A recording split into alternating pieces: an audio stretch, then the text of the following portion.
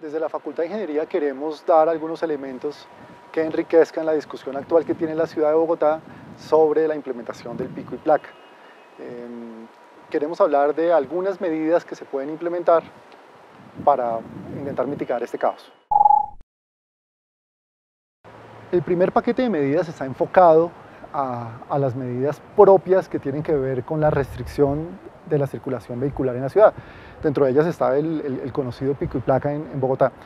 Evidentemente el pico y placa ya digamos hace parte de la ciudad y pues quitarlo sería una decisión errónea. Sin embargo, el pico y placa puede ser complementado con otros elementos. Por ejemplo, no solamente considerar un pico y placa temporal como el que tenemos actualmente, sino pensar también en pico y placas espaciales, por ejemplo, hacer restricciones en algunas zonas congestionadas de la ciudad o en algunos corredores de la ciudad.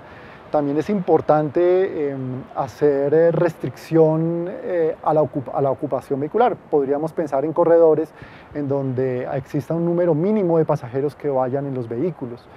También se podría hacer medidas que restrinjan la movilidad de taxis vacíos en algunas zonas de la ciudad.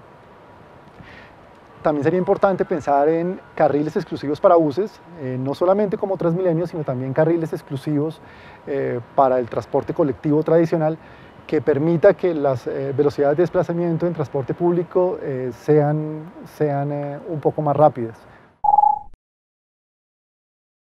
Otro paquete de medidas muy importante son las relacionadas con los cobros por congestión. Dentro de este paquete de medidas podemos tener en cuenta aumentos en los costos de matrícula de los vehículos, aumento en los impuestos que se cobran por tener un vehículo en la ciudad, en donde castiguemos un poco a aquellas personas que tienen más de un vehículo y que no hagamos tan fácil que toda la sociedad pueda acceder al vehículo particular como una supuesta solución a la movilidad. También, por ejemplo, el aumento en las tarifas de parqueaderos en zonas congestionadas puede ser una medida que puede ayudar un poco a mitigar el problema. Dentro de las medidas relacionadas con los cobros por congestión, podríamos también tener en cuenta impuestos adicionales al combustible de vehículos particulares. Esto de alguna manera desestimula el uso del vehículo particular, al igual que el cobro por congestionar en ciertas vías, lo que la alcaldía llama los peajes urbanos. Este tipo de medidas puede ayudar de una manera muy importante a reducir la congestión en algunas ciudades y además puede convertirse en una consecución de recursos para la ciudad que deberían ser reinvertidos en medidas de movilidad. Otro grupo de medidas que puede ayudar al problema actual de congestión en la ciudad son medidas relacionadas con la planeación misma de la ciudad.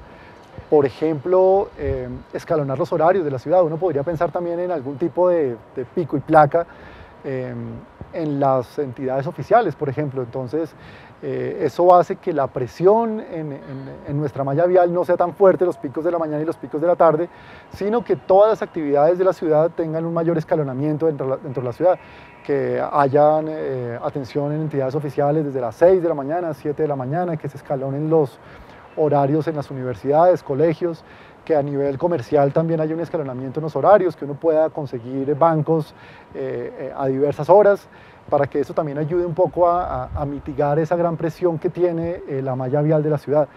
También, por ejemplo, controla el uso del suelo.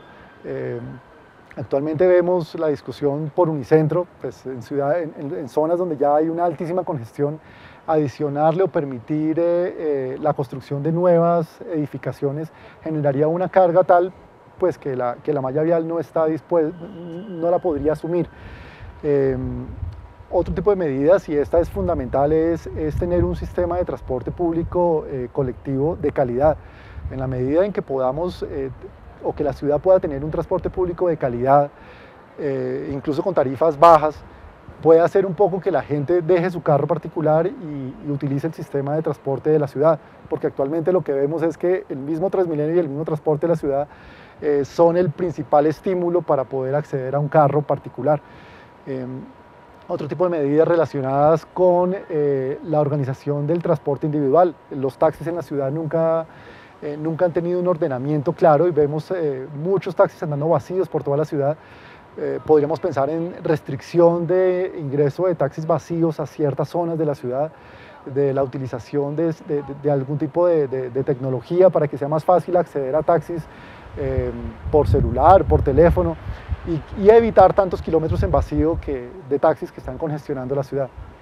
En resumen, no existe una única solución al problema actual de congestión en la ciudad. Debe ser enfrentada desde diferentes perspectivas, desde la perspectiva urbana, desde la perspectiva como tal de movilidad, desde la perspectiva de actividades económicas, que permita que la ciudad funcione de una manera mejor y acorde con las condiciones actuales que tiene la ciudad.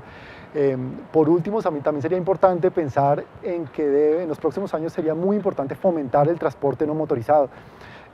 Actualmente nuestras ciclorrutas no son un buen estímulo para utilizarlas, no tienen continuidad. Si uno quiere hacer viajes cortos, por ejemplo, la bicicleta termina siendo un encarte más que una solución. Uno en un banco o en un supermercado no encuentra con facilidad cómo parquear su bicicleta, y mientras que este tipo de soluciones no estén estimuladas con infraestructura y con buen mobiliario urbano, pues los viajes se seguirán haciendo en vehículo particular.